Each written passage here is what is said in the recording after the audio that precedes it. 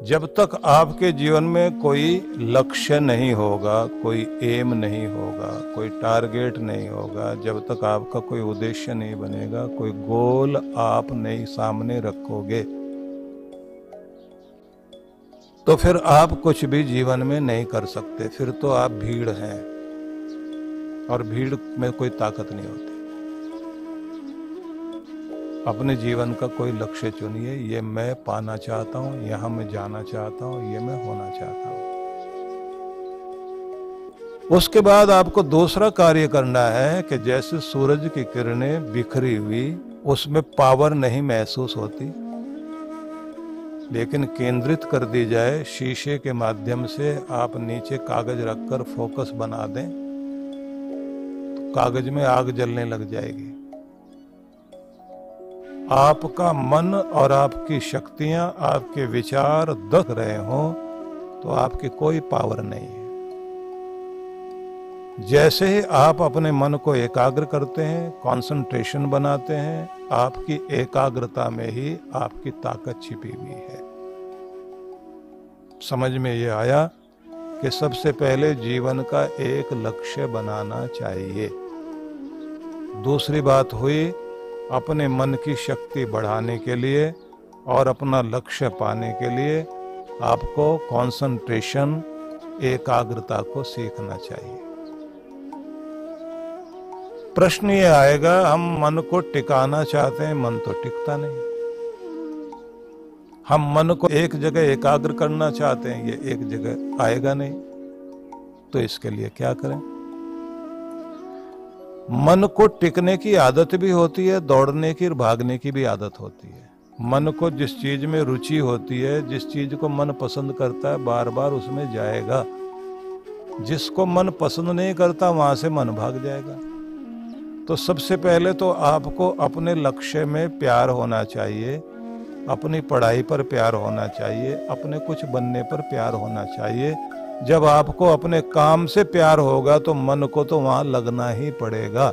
और अगर आपको अपने काम में प्यार नहीं है तो भटकाने वाले आपको भटका देंगे, आप अपनी असली चीज छोड़ बैठेंगे और गलत चीजों के पीछे भागने लग जाएंगे। दूसरी बात ये ध्यान रखनी है कि जिनको चाहिए कि मैं अपने मन को एकाग्र करूं और एकाग्रता को बढ़ाऊं, तो उनको एकाग्रता की प्रैक्टिस करनी चाहिए।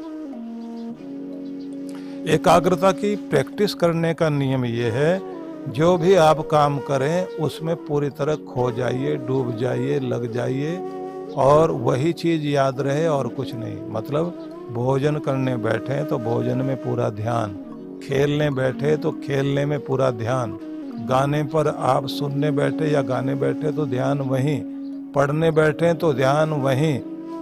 जहां आप होते हैं, जो काम कर रहे होते हैं, पूरा मन उसमें लगाना शुरू कर दीजिए, उसकी प्रैक्टिस कीजिए। आपको आदत पड़ जाएगी एकाग्रता की। जिसका मन खंडित रहता है, खाते हुए भी ध्यान कहीं का कहीं, लिखते समय भी आधा ध्यान यहाँ, आधा ध्यान और जगह, तो उनकी एकाग्रता नहीं बनेगी। प्रैक्टिस करना, प्रैक्टिस से ही परफेक्शन आएगी।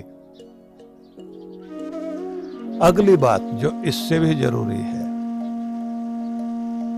जिस आदमी के पास दृढ़ निश्चय है, पक्का इरादा है, वो सफल होगा। जिसका इरादा, जिसका निश्चय, जिसका संकल्प कमजोर है, देखते हैं होता है तो ठीक है, नहीं होता है तो कोई बात नहीं है, तो वो कुछ नहीं करेगा। जिसने ये कह दिया कि ये तो मैंने करना ही है, कुछ भी हो जाए, दुनिया इधर से उधर हो जाए, मैंने हर हाल में अपना लक्ष्य पूरा करना है। वायदा किया है तो पूरा करना है, वचन दिया है तो पूरा करना है, निश्चय किया है तो पूरा करना है, पढ़ने बैठना है तो पढ़ करके ही उठना है। जो मन में ठान लिया तो वो पूरा करना ही है। जिसके मन में दृढ़ता है वो दुनिया में सफल होगा ही होगा, उसे दुनिया में कोई नहीं रोक सकता। इसलिए अपने मन में दृढ़ निश्चय अपनाएं। दृढ़ निश्चय के साथ आपको ये भी याद रखना है कि जैसे आर्मी फोर्स हो, पुलिस फोर्स हो, एयर फोर्स हो, इनके पास एक ही पावर होती है, डिसिप्लिन की पावर, अनुशासन की शक्ति। जो अपनी जिंदगी को कीमती बनाना चाहता है उसके पास डिसिप्लिन होना चाहिए, अनुशासन होना चाहिए। अनुशासन आपको टाइम पर जगाएगा, टाइम पर उठाएगा, टाइम पर एक्सरसाइज करोगे, टाइम पर खाना खाने जाओगे, फालतू चीज़ों में आप लगोगे नहीं। जो आपने अपना निश्चय कर लिया कि ये काम इतने इतने बजे करना है, तो वो लोग अनुशासन, खुद पर शासन करने वाले बन जाएं, अपने आप को नियमों में चलाने वाले बन जाएं। ऐसे डिसिप्लिन वाले लोग पावरफुल होते हैं।